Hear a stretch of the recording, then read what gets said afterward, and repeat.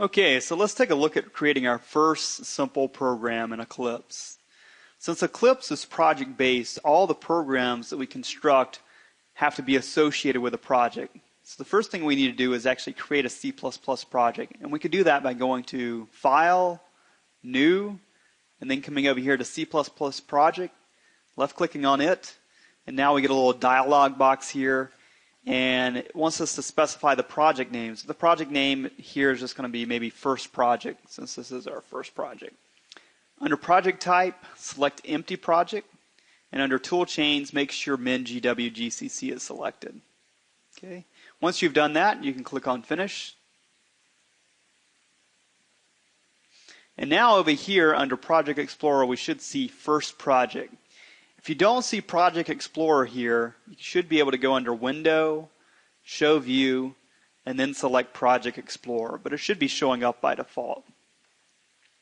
So over here we do have our project, and basically this first project is a folder on our system stored in our workspace, wherever you designated your workspace to be.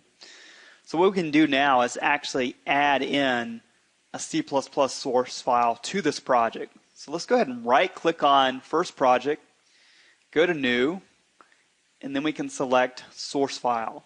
Okay, so this is where we're actually going to name our source file. In our case, since we named the project First Project, let's name the source file First Program. And we need to provide an extension here of .cpp. So CPP is just the default naming convention for C++ source files. For template, if you have it selected to default C++ source template, change that to be none, and then click Finish. Okay, so now we're ready to start typing in our first program.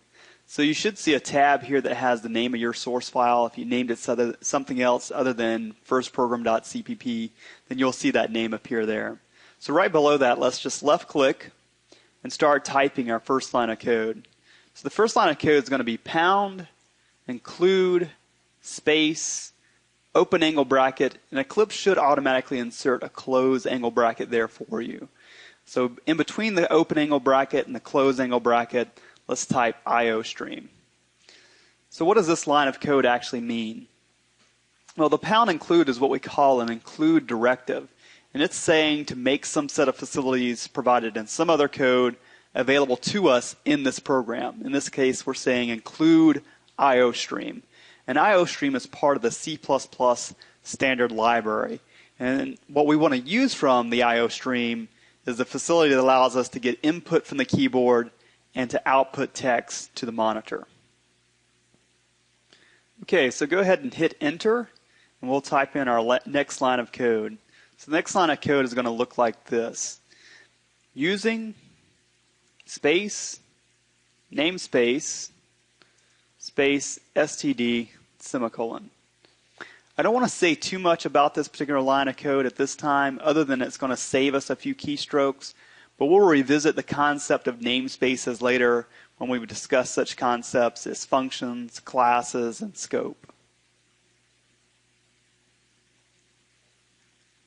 Okay, so we're ready to write our next few lines of code now. Go ahead and hit the enter key twice, and we're going to write several lines of code and then come back and explain these lines of code. So type in int space main, open parentheses, and Eclipse should automatically insert a close parentheses for you. Come on the other side of that close parentheses, hit enter again, and now you want to enter in a brace. Okay, so on your keyboard that will probably be the shift key and the open square bracket. So that will get you to the open brace. Hit enter again. And you'll notice that Eclipse automatically inserts a close brace for you. And it's also moved our insertion space over some. And this is perfectly fine. In general, when we have an open brace and a closed brace, we want to move all the text within that open brace and closed brace over by some level of indentation. I think here we're doing 4 spaces. So now we're going to type in cout space, and then we're going to use the open angle bracket twice, space, and then we're going to use double quotes. So you'll notice that Eclipse automatically inserts the closed double quotes for us.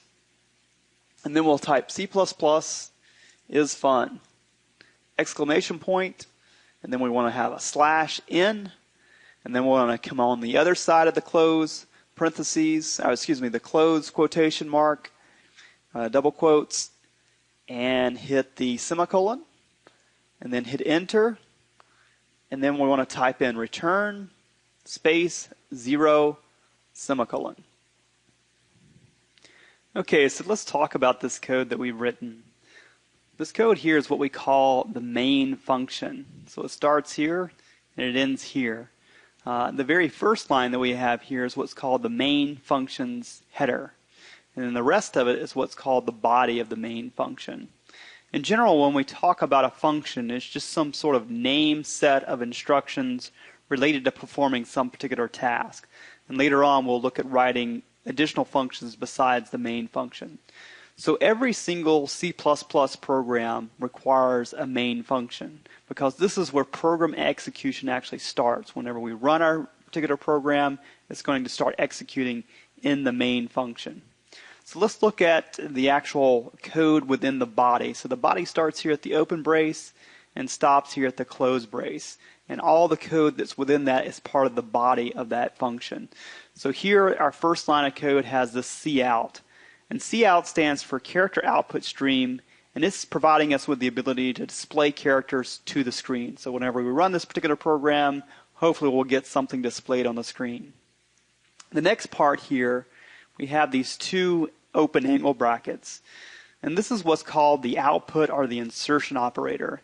And it takes whatever we have here on the right-hand side and redirects it to what we have on the left-hand side. So in this particular case, it's sending the text C++ is fun to cout, which in turn displays the text on the screen. Now toward the end of this, you'll see this /n, and that's a little bit peculiar or unusual. And really what's going on here is we're denoting a new line character. So we have a special character here, /n, and that denotes a new line character. So whenever we print this out on the screen, it's going to have C++ is fun, and then a new line character. So it turns out that all C++ statements should be terminated by a semicolon. So this is in fact a statement that we have, and at the end you'll see that we do in fact have a semicolon. All right, so let's look at the next and last line of code here in the main function. It says return 0 semicolon. So it looks like a statement once again. In this case, this function main is returning the value of 0. And it turns out that with all functions, we can have a return type specified. Here, if we look back at the main function header, the very first thing we have here is specifying the return type. So the return type specified here was an integer type.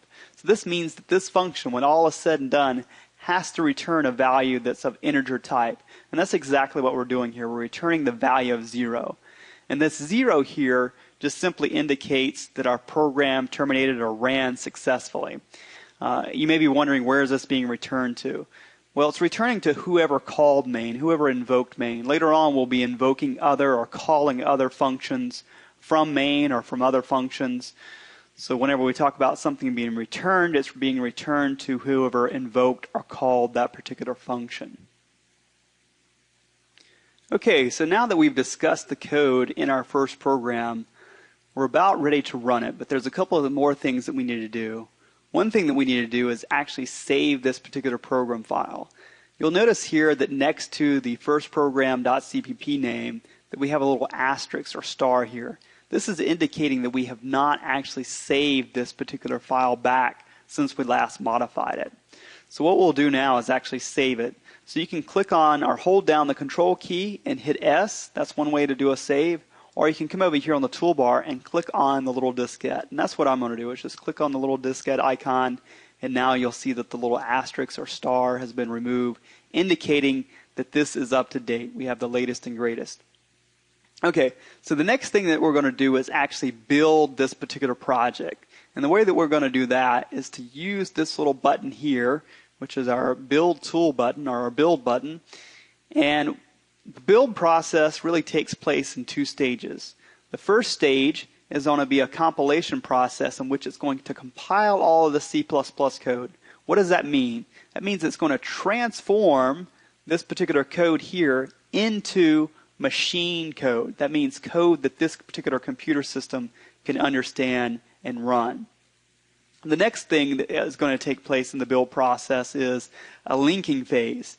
And what's going to transpire there is it's going to link the machine code that was generated from our first program along with other machine code from some of the library files that we made use of from IOStream. And at that point in time, it's going to generate an executable file. And that executable file is the whole kit and caboodle that will actually run this particular program. Go ahead and click on the build button here, and we'll build our project. You'll notice here on the console that we have some things going on as well. You can see what compiler was actually invoked. There were some options associated with this particular compiler. And you can also see that we generated a first project.exe. So this is an actual executable file. And if we come over here to Project Explorer, you can also see that we have an executable file. So go ahead and left-click on the little button next to First Project. It may be a triangle. It may be a little plus symbol. In my case, it's a little triangle, and that should expand out the listing. And then it's also the same case here with the binary, so we want to expand out the listing there. So here you can see that we have firstproject.exe, and you can also see this x86. This is indicating the architecture that this particular executable will actually run on. So in this case, it's saying that it'll run on x86. So those are your Intel processors and your AMD processors. All right, so let's try to actually run this program and see what transpires. So I'm going to go up here again to the toolbar and click on the Run button. So again, it's the little green button with the white play button or the white triangle button. So go ahead and left-click on it, and we'll see what happens. Okay, down here, if we look at our console, you'll see that we did, in fact, get C++ is fun. So it looked like our program did exactly what we expected it to do, to print out to the console or to the screen, to the monitor, C++ is fun.